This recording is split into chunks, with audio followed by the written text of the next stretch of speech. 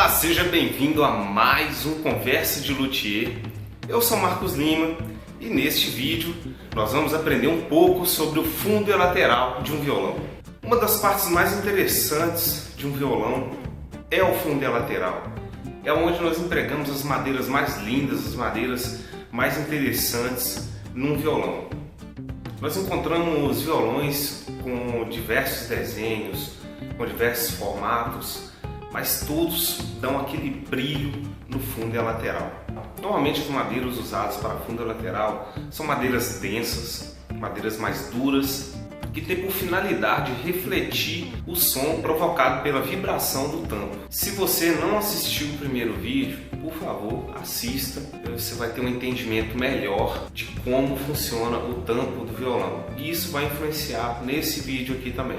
Então não deixe de assistir o primeiro vídeo para que você tenha uma noção de como que as coisas funcionam no violão, a fim de poder fazer as melhores escolhas e entender quais madeiras seriam melhor para determinadas partes do instrumento. Então, o fundo e a lateral funcionam da seguinte forma. O tampo, ele recebe a vibração proveniente das cordas, que passa pelo cavalete, e ele distribui por todo o tampo de acordo com o seu formato e leque harmônico. O fundo e a lateral tem por finalidade refletir esse som. É óbvio que o fundo e a lateral vão vibrar também, vão produzir características sonoras que vão agregar na vibração proveniente do tampo. De principal mesmo, o fundo e a lateral vai dar um som estético no instrumento. E o que isso quer dizer, Marcos? Bom, eu tenho um tampo que produz uma vibração X, ou seja, eu tenho um abeto alemão que possui uma vibração X num violão de aço, por exemplo. Quando o tampo vibra, ele produz um som,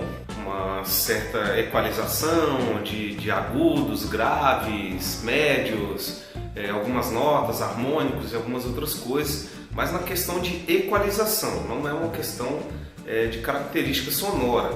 Você não vai escutar aquele violão, não vai agregar um timbre no violão de acordo com somente o tampo. Então vai produzir um timbre, sim, mas outra coisa vai ser agregada nesse timbre, que é o fundo e lateral. Quando o fundo e lateral vibram a fim de refletir essa vibração do tampo, eles vão agregar as características sonoras da madeira que você usou. Se você usou uma madeira mais maleável, uma madeira de média densidade, por exemplo, um mogno, você vai ter um som um pouquinho mais recuado, um pouquinho mais fechado. Ele não é um som tão aberto e estridente. Então madeiras de média densidade, madeiras macias, elas vão produzir esse tipo de som, tá? Um som um pouquinho mais fechado. Isso não quer dizer que é um som ruim, isso não quer dizer que é um som de péssima qualidade, não. Esse é um som característico daquela madeira. Se você usa um jacarandá, por exemplo, que é uma madeira de alta densidade, ele vai produzir um som um pouquinho mais estridente, um som que reflete bem mais as vibrações provenientes do tampo. E essas características sonoras do jacarandá, essas características sonoras da embuia, pau-ferro de alta densidade, como por exemplo o ébano africano, eles produzem um som um pouquinho mais estridente, que você consegue dar uma reflexão melhor no tampo. E isso também gera características diferentes. Isso não quer dizer que seu instrumento vai ser melhor porque ele é de jacarandá do que um de mogno, por exemplo. Isso são características que o músico que vai analisar para ver qual instrumento vai ser melhor para o seu trabalho. Então eu espero que tudo esteja claro até aqui, que o fundo e a lateral simplesmente refletem. O fundo já ele precisa ali ter uma espessura parecida ali com a do tampo, para que ele impregne no som as suas características sonoras. Senão você vai ter um instrumento com belas madeiras e que ele não vai empregar a característica sonora daquela madeira. Dito isso, quais são as melhores madeiras para fundo e lateral?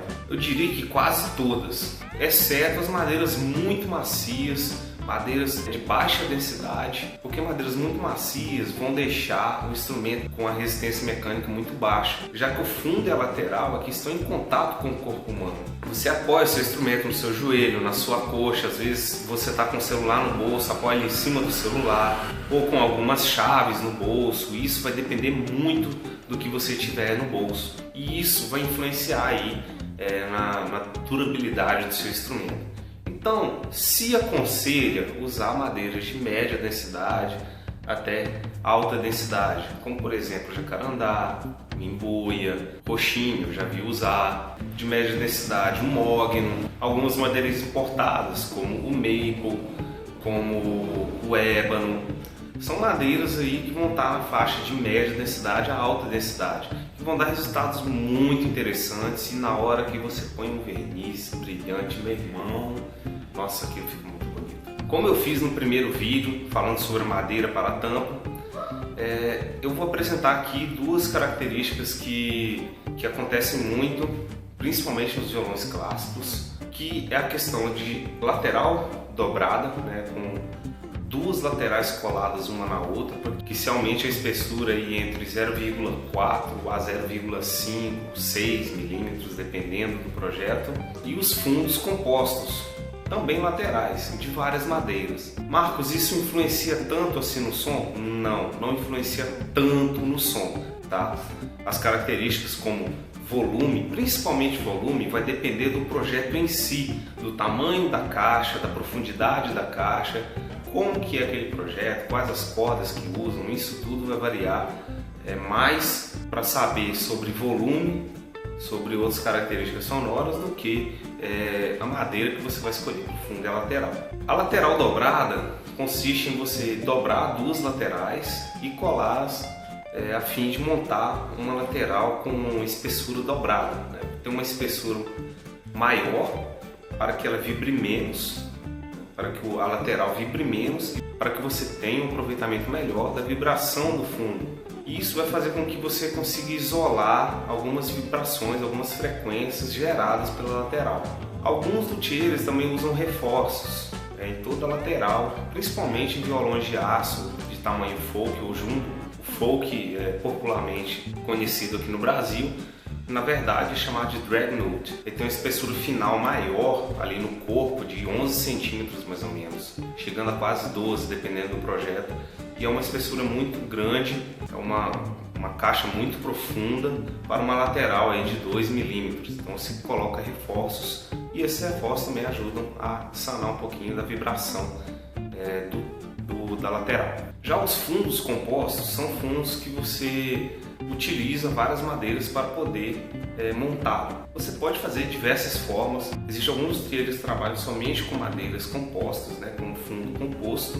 Você pode utilizar esse fundo composto para poder aproveitar material. Caso você precise de um fundo emergencial, às vezes você tem alguns retalhos, 3 ou 4 retalhos, vai dar uma estética diferente. Alguns luthiers utilizam esse fundo composto para dar uma estética diferenciada no seu instrumento, e também vai gerar uma economia aí de material, caso você precise de um fundo lateral emergencial. Ah, Marcos, mas a questão de escolha da madeira. Olha, há muitos luthiers que empregam diversas técnicas, diversas formas na hora da escolha da madeira, né? Aqui essa madeira é isso, essa madeira é aquilo. Eu gosto sim de escutar a madeira, justamente para poder aprender e saber, lembrar do resultado que eu tive no toque e associá-lo ao resultado final do instrumento. Tentar entender como que aquelas características que eu percebi naquela madeira alteraram o projeto. Isso ajuda na hora da construção, de você saber mais ou menos o que você está fazendo.